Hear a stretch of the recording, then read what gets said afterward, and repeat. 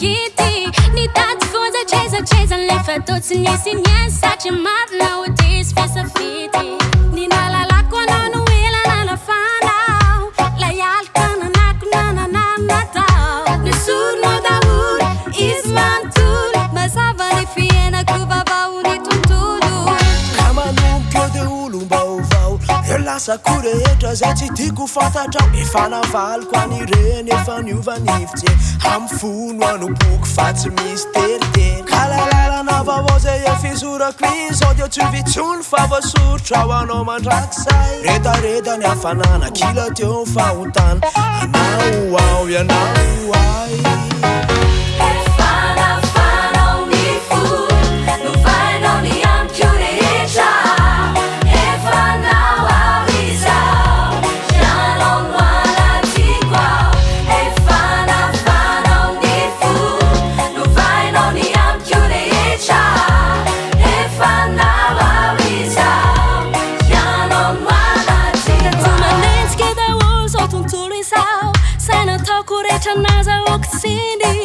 Natenaiko tonangana tony tankarakana satria tsy nalalanao zao fahiny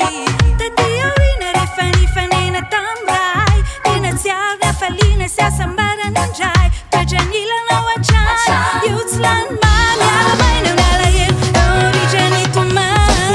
fara tsisy anao atsy tonga toy izao satria de fantatrorany amiko re lasako miandroaniko tsy miafina amiko rehefa mijenao rehefa navotanao de mamiko sy andianko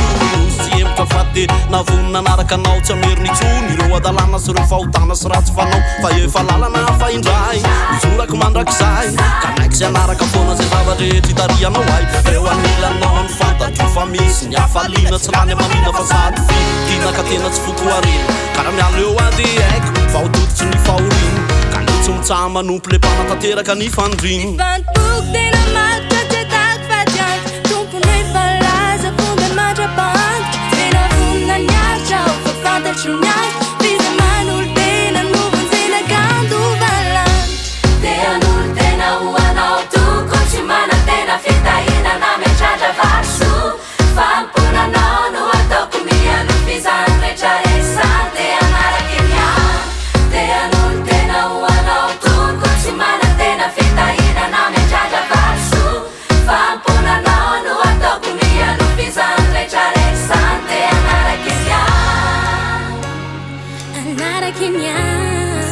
Nafahanao